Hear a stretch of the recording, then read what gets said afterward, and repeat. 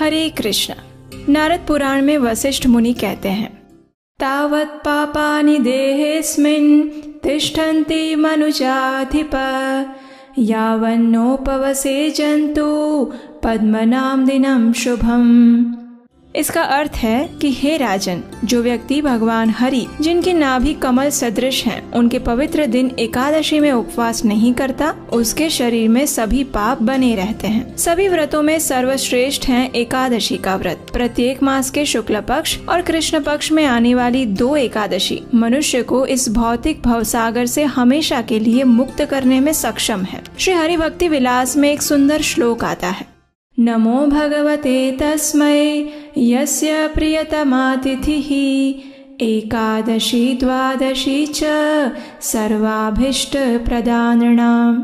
अर्थात जिनकी परम वल्लभा एकादशी एवं द्वादशी तिथि मनुष्य मात्र को संपूर्ण वांछित फल प्रदान करती है, उन श्री भगवान को मैं नमस्कार करता हूँ। इस प्रकार हम शास्त्रों से ये प्रमाण प्राप्त करते हैं कि एकादशी व्रत सभी व्रतों में सर्वश्रेष्ठ है। उसकी तुलना में और कोई व्रत, तप और दान अधिक श्रेष्ठ नहीं है। और फिर जब ये एकादशी तिथि चातुर्मास के पवित्र समय में आती है तो फिर उसका महत्व अनेक गुना बढ़ जाता है, क्योंकि चातुर्मास के समय में किया गया कोई भी आध्यात्मिक कार्य मनुष्य को अनंत गुना अधिक फल प्रदान करता है। तो आइए इस चातुर्मास में आने वाली सर्वप्रथम एकादशी की आज बात करते हैं। प्रत्येक वर्ष श्रावण मास के कृष्ण पक्ष में कामिका एकादशी आती है। ये एकादशी मनुष्य के सहस्त्र जन्मों के पापों को तत्क्षण नष्ट कर देती है। इस बार ये एकादशी आ रही है 31 जुलाई 2024 बुधवार के दिन, और इसका पारण करने का समय रहेगा 1 अगस्त 2024 गुरुवार को प्रातः 5:44 से लेकर 10:17 के बीच में। ये ऐसी विशेष एकादशी है जिस दिन तुलसी देवी की पूजा आराधना करने का विशेष महत्व है। इस दिन तुलसी देवी के दर्शन करने से, उनका स्पर्श करने से और उन्हें प्रार्थना अर्पित करने से जीव समस्त बाधाओं से मुक्त हो जाता है। उनके समक्ष बैठकर हरे कृष्ण महामंत्र का जप करने से, उन्हें जल अर्पण करने से और उनकी प्रदक्षिणा करने से मनुष्य को यमराज के दर्शन कभी नहीं करने पड़ते। और यदि कोई भगवान केशव को इस दिन नव अंकुरित तुलसी मंजरी अर्पित करता है तो वह अपने पूर्व और वर्तमान जन्म के सभी पापों से मुक्त हो जाता है। तुलसी देवी की अगर कोई व्यक्ति जाने या अनजाने में भी कोई सेवा कर लेता है तो उसे भगवान श्री कृष्ण की भक्ति निश्चित रूप से प्राप्त होती है, और इसमें कोई संशय नहीं है, क्योंकि ऐसा ही कुछ हुआ था आज से कुछ वर्षों पूर्व रशिया में। आइए अब आपको वो सुंदर प्रसंग सुनाते हैं।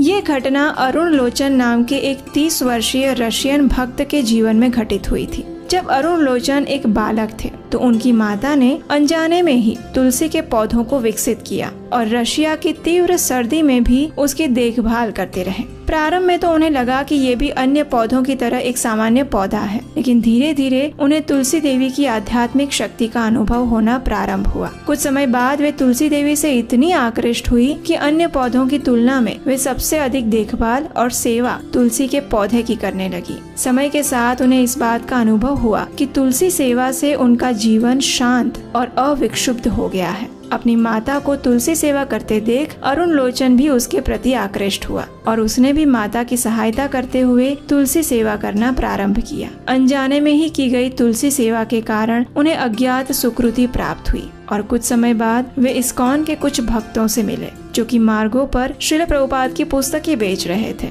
अरुण लोचन ने उनसे कुछ पुस्तकें खरीदी और उन्हें पढ़ना शुरू किया। श्रील प्रभुपाद की पुस्तकों ने उनके जीवन को परिवर्तित कर दिया। उनकी माता ने भी इन पुस्तकों को पढ़ा और वे भी कृष्ण भावनामृत की ओर आकृष्ट हुई। कुछ समय बाद अरुण लोचन मंदिर में पूर्णकालीन भक्त के रूप में जुड़ गए और वहां जाकर उन्हें और उनकी माता को पता चला कि जिस पौधे की वे अनजाने में ही सेवा कर रहे थे वे स्वयं भक्ति प्रदायिनी तुलसी देवी थी।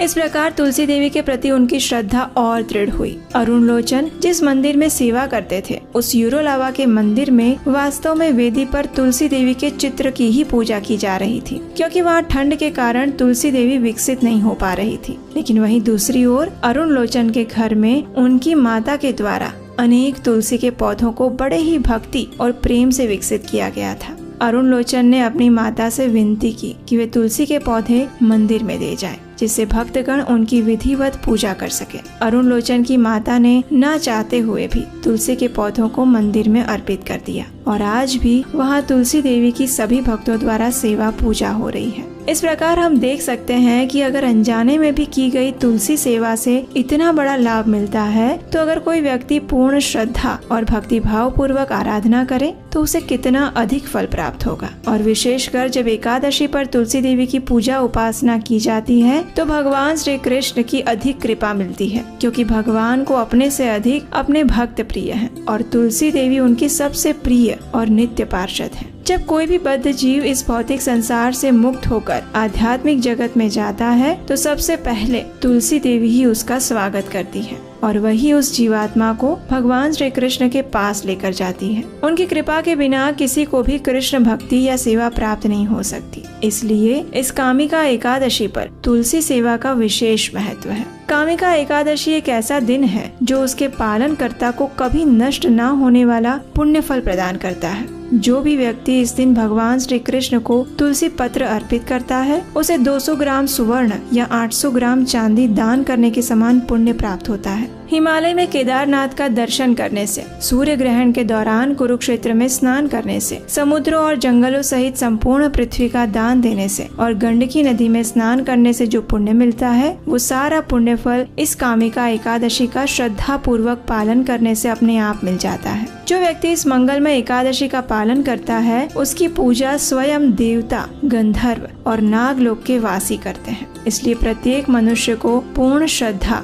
और भक्ति भाव से इस कामिका एकादशी का पालन करना चाहिए। इसका पालन करने के लिए सबसे पहले प्रातः में ब्रह्म मुहूर्त में उठ जाए, उठकर स्नान इत्यादि से स्वच्छ हो ले। तत्पश्चात भगवान की मंगला आरती करें अथवा उसका दर्शन करें। उसके बाद हाथ में गंगा जल लेकर भगवान के समक्ष जाए और इस एकादशी व्रत का संकल्प ले। संकल्प लेते समय आप इस मंत्र का उच्चारण कर सकते हैं। एकादश्यां निराहारः स्थित्वा अहं परेहनि भोक्ष्यामि पुंडरीकाक्ष शरणं मे भवाच्युत। अर्थात हे कमल के समान नेत्रों वाले भगवान अच्युत, मैं संकल्प लेती हूँ कि संपूर्ण अन्न का त्याग करके मैं इस एकादशी व्रत का पालन करूँगी। कृपया आप मुझे अपनी शरण प्रदान करिए। संकल्प लेते समय अगर आप संपूर्ण संस्कृत मंत्र नहीं बोल सकते तो सिर्फ अनुवाद भी पढ़ सकते हैं। उसके बाद तुलसी देवी की पूजा करें, उन्हें आवश्यकता अनुसार जल अर्पण करें। हाँ, एकादशी में भी तुलसी देवी को जल अर्पित कर सकते हैं। इसके विषय में हम पहले भी अनेक वीडियोस बना चुके हैं, वो आप देख सकते हैं। तो उसके बाद तुलसी देवी के समक्ष घी का दीपक अर्पित करें, धूप और पुष्प अर्पित करें और उनकी कम से कम 3 बार प्रदक्षिणा करें। अब उनके समक्ष बैठकर हरे कृष्ण महामंत्र का जप करें, यानी हरे कृष्ण कृष्ण कृष्ण हरे हरे, हरे राम राम राम हरे हरे। इस महामंत्र की कम से कम 8, 16, 25 माला का जप करें। एकादशी के दिन संपूर्ण दिन उपवास का पालन करें। इस दिन किसी भी स्थिति में अन्न, दाल, चावल, गेहूं या उससे बने हुए कोई भी खाद्य पदार्थ ना खाएं। आवश्यकता लगे तो दूध, फल, ड्राई फ्रूट्स या एकादशी प्रसाद बनाकर भी खा सकते हैं। संपूर्ण दिन में अधिक से अधिक भगवान श्री कृष्ण की कथा सुनें, भगवत गीता और श्रीमद् भागवतम का पठन करें और अपनी चेतना को सात्विक बनाए रखें। अगले दिन निर्धारित समय पर योग्य विधि अनुसार इस कामिका एकादशी का पालन करें। और ये पालन करने की विधि क्या है, ये जानने के लिए आपके अपने इस चैनल को सब्सक्राइब करें, क्योंकि यहीं पर हम वो लेकर आएंगे। आप हमारे व्हाट्सएप और टेलीग्राम ग्रुप से भी जुड़ सकते हैं, जहां हम नियमित रूप से एकादशी और बाकी सभी चीजों की रेगुलर अपडेट्स देते रहते हैं। अगर आपको हमारे द्वारा किया जा रहा सनातन शिक्षा के प्रचार का ये प्रयास अच्छा लग रहा है तो आप हमें आने वाले प्रोजेक्ट कृष्णायन के लिए भी अपना आर्थिक योगदान भेज सकते हैं। स्क्रीन पर नंबर दिया गया है। ये एक एनिमेशन स्टोरी प्रोजेक्ट है जो कि श्रीमद् भागवतम पुराण से यथारूप में लिया गया है और ये आपके तथा बच्चों के लिए बहुत ही ज्ञानप्रद और मनोरंजक साबित होगा। इसका अधिकतर कार्य पूर्ण हो चुका है, लेकिन इसे पूरा करने के लिए और आप तक पहुंचाने के लिए अगर आप हमारी सहायता करेंगे तो हम जल्द से जल्द इसे आप तक पहुंचा पाएंगे। तो चलिए इस चातुर्मास की अत्यंत पवित्र कामिका एकादशी का पूर्ण श्रद्धा और निष्ठा से पालन करते हैं। अपने मन, शरीर और चेतना को भगवान श्री कृष्ण के चरण कमलों में समर्पित करते हैं। हरे कृष्ण।